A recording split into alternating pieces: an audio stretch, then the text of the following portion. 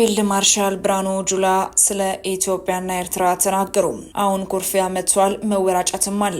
የኤርትራና የኢትዮጵያ ጉዳይ አልተሳካም። ፊልድ ማርሻል ብርሃኑ ጁላ ስለ ኤርትራና ኢትዮጵያ ግንኙነት ምን አሉ? ስለ ኤርትራስ በልዩነት ምን ተናገሩ? የሚለውን በስፋት በዝርዝር ሰዓታችን የምናስደምጣችሁናል። በሌላኛው መረጃችን ደግሞ እስራኤል የተነሳው አንበሳ የሚል ዘመቻ በኢራን ላይ ከፍታለች። እስካሁን የኒውክሌር ማብሊያዎች ወድመዋል። የጦር አዛዦች የኒውክሌር ሳይንቲስቶችም ተገድለዋል። ዋናው የኢራን አለቃ ነው የሚባልለት የኢራን አብዮታዊ ዘብ ኃይል አዛዥ ሁሴን ሰላሚ እንዲሁም የጦር ኃይሎች ኢታማዦር ሹም መሐመድ ባጌሪ ተገድለዋል። የኢራን ሚዲያዎችም ይህንን ጉዳይ እያረጋገጡት ነው። ሙሉ መረጃውን በስፋት እናስደምጣችኋለን። የኢትዮጵያ መንግስት ሰሞኑን የሚያሰማቸው የቅጣት አዋጆች በማህበረሰቡ ዘንድ እጅግ መነጋገሪያ ሆነዋል። ገንዘብን በተመለከተ የወጣውን መረጃም በተመለከተ በስፋት እናስደምጣችኋል። ሰላም ጤና ይስጥልን። በመላው ክፍለ ዓለማት የምትገኙ የዴ ታርጌት ኒውስ ቤተሰቦቻችን በያላችሁበት የዓለም ስፍራ ሁሉ ሰላማችሁ ይብዛልን እያልን እነሆ ለቻናላችን አዲስ ከሆናችሁ ቻናላችንን ሰብስክራይብ በማድረግ ቤተሰብ እንድትሆኑን በተጨማሪም የደወል ምልክቱን በመንካት ዘላቂ ቤተሰብነትን ከኛ ጋር እንድትመሰርቱ እንዲሁም በየዕለቱ የምንለቃቸውን ቪዲዮዎችን ከወደዳችሁ ላይክ እና ሼር እንድታደርጉልን እየጠየቅን ወደ መረጃዎቹ እናመራለን። መልካም ቆይታ። አሁን ኩርፊያ መጥቷል፣ መወራጨትም አለ። የጦር ኃይሎች ጠቅላይ ኢታማዦር ሹም ፊልድ ማርሻል ብርሃኑ ጁላ ተናገሩ። ለመተባበር ብዙዎችን ጋብዘናል፣ ኤርትራን ሳይቀር ጋብዘናል፣ አብረን እንስራ ብለናል፣ ባህር ለሁላችንም ይሁን ብለናል። የ20 ዓመት ፍጥጫ ይቁም ብሎ መንግስታችን የነበረውን ቁርሾ በመፍታትም ወደ ልማት፣ ወደ ኢንተግሬሽን፣ ወደ ጋራ ተጠቃሚነት፣ ወደ አብሮ መበልጸግ እንድንገባ ኤርትራውያንም የሚጠቀሙት ጥቅም ካለ ከኢትዮጵያ እንዲጠቀሙ ኢትዮጵያም ከኤርትራ እንድትጠቀም በጣም ሰፊ ስራ ተሰርቷል፣ ተለፍቷል። በጣም ባልተለመደ መንገድ የኤርትራና የኢትዮጵያን ግንኙነት ለመፍታት መንግስታችን ረጅም ርቀት ሄዷል፣ ግን ደግሞ አልተሳካም ሲሉም ፊልድ ማርሻል ብርሃኑ ጁላ አብረን እንጠቀም ነው እንጂ የባህር በር ይዤ እናንተን እንደፈለግኩ ላደርጋችሁ የሚል አስተሳሰብ ስላለ አይ እንደዛ ሳይሆን በጋራ ተጠቃሚነት በኩል ነው። የሆነ ቁልፍ መሳሪያ ይዘ በቁልፍ መሳሪያ የሁሉ ማህበረሰብ ለማሽከርከር መሞከር ልክ አይደለም የሚል ነገር ሲመጣ አሁን ኩርፊያ መጥቷል፣ መወራጨትም አለ ሲሉ ከወደ ኤርትራ ያለውን ነገር ፊልድ ማርሻል ብርሃኑ ጁላ ተናግረዋል። የኢትዮጵያና የኤርትራ ግንኙነት መሻከር ከጀመረ ረጅም ጊዜያት እየተቆጠሩ ይገኛሉ። ኢትዮጵያ የባህር በር ጥያቄን ከጠየቀች ጀምሮ ኤርትራ ፊቷን ማጥቆሯ ይታወቃል። በዚህም ጉዳይ ላይ በርካታ ባለስልጣናት እንዲሁም ደግሞ የየሀገራቱ ፖለቲከኞችም የየራሳቸውን ሀሳብና አጀንዳ እየሰጡም የቃላት ጦርነት ውስጥ መግባታቸውም ይታወቃል። ታዲያውንም ፊልድ ማርሻል ብርሃኑ ጁላ ኤርትራን እንዲሁም ደግሞ የባህር በርን በተመለከተ ይህንን ጥብቅ መረጃም አጋርተዋል።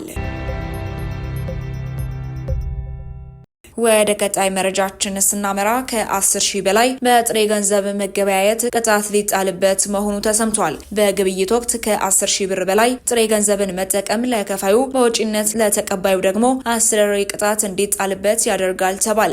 አዲሱ የገቢ ግብር አዋጅ ሲጸድቅም ከ10 ሺህ ብር በላይ ግብይትን በጥሬ ገንዘብ መፈጸም የሚያስቀጣ ይሆናልም ተብሏል። ረቂቅ አዋጁ ላይ ሀሳብ ለማዋጣት ከተሳተፉ ባለሙያዎችም የተወሰኑት ተግባራዊ ይደረጋል በተባለው አሰራር ላይ ጥያቄን አንስተዋል። ሸገር እንደዘገበውም የገንዘብ ሚኒስቴር የህግ ጉዳዮች መምሪያ ኃላፊ አቶ ተወዳጅ መሐመድ አዋጁ ተግባራዊ የሚደረገው በጥሬ ገንዘብ የሚፈጸም ግብይትን መገደብን ታሳቢ አድርጎ ነው። በአንድ ግብይት የሚፈጸም የጥሬ ገንዘብ ክፍያ ከ10 ሺህ ብር ከበለጠ ትርፍ ብር ለከፋዩ በውጪነት አያዝም። ገንዘቡን የተቀበለውም የትርፉንም ገንዘብ እጥፍ አስረሪ ቅጣት እንዲጣልበት ተቀምጧልም ተብሏል። ለምሳሌ የ20 ሺህ ብር ግብይት በጥሬ ገንዘብ ቢፈጸም ለነጋዴው ከ10 ሺህ ብር በላይ ያለው በውጪነት አያዝም። ለተቀባዩ ደግሞ ከ10 ሺህ ብር በላይ ያለው ቀሪ 10 ሺህ ብር እጥፍ ማለት 20 ሺህ ብር ይቀጣል እንደማለት ነው። በረቂቅ አዋጁ ላይ የተሳተፉ በጥሬ ገንዘብ ግብይት እንዲፈጸም ምክንያት የሚሆነውን በንግዱ ስርዓት ውስጥ ያለውን ችግር መፍታት የተሻለ አማራጭ ሊሆን እንደሚችልና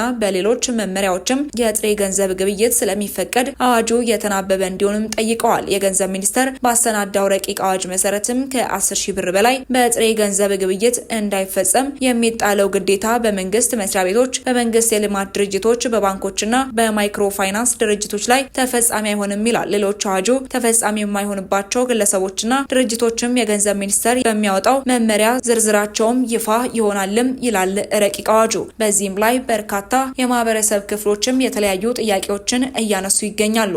ወደ ቀጣይ መረጃችን ስናመራ እስራኤል የተነሳው አንበሳ የሚል ዘመቻ በኢራን ላይ ከፍታለች። እስካሁን የኒውክሌር ማብለያዎች ወድመዋል። የጦር አዛዦች፣ የኒውክሌር ሳይንቲስቶችም ተገድለዋል። ዋናው የኢራን አለቃ ነው የሚባልለት የኢራን አብዮታዊ ዘብ ኃይል አዛዥ ሁሴን ሳላሚ እንዲሁም ደግሞ የጦር ኃይሎች ኢታማዦር ሹም ሙሐመድ ባጌሪም ተገድለዋል። የኢራን ሚዲያዎችም ይህንን መረጃ አረጋግጠዋል። እስራኤል የተነሳው አንበሳ ዘመቻ ለቀናት እንደሚቀጥልም አስታውቃለች። ዛሬ በእስራኤል ትምህርትና ስራ የለም። የባስና የባቡር አገልግሎትም ቆሟል። ሌሊት ላይ ማለትም 9 ሰዓት ገደማ በእስራኤል የሳይረን ድምጽ ተሰምቷል። ይህ የሳይረን ድምጽ እስራኤል በኢራን ላይ ዘመቻ እያደረገች ስለሆነ ወደ ቦምብ መጠለያ ግቡ የሚልም ነበር። እስራኤል 200 የጦር አውሮፕላኖችን አሰማርታ ነው ኢራንን የደበደበችው። አየር ባየር ነዳጅ የሚሞሉ ናቸው። ኢራን የተረፋት የለም ማለትም ይቻላል። ነገር ግን የተረፏት የቦለስቲክ ሚሳይሎች ወደ እስራኤልም ልታስወነጭፍም ትችላለች። ድሮኖችንም እንደዚያው። በዚህም የእስራኤል አየር መከላከያዎችም ሊጥለቀለቁም ይችላሉ። በሰዎች ላይ አደጋ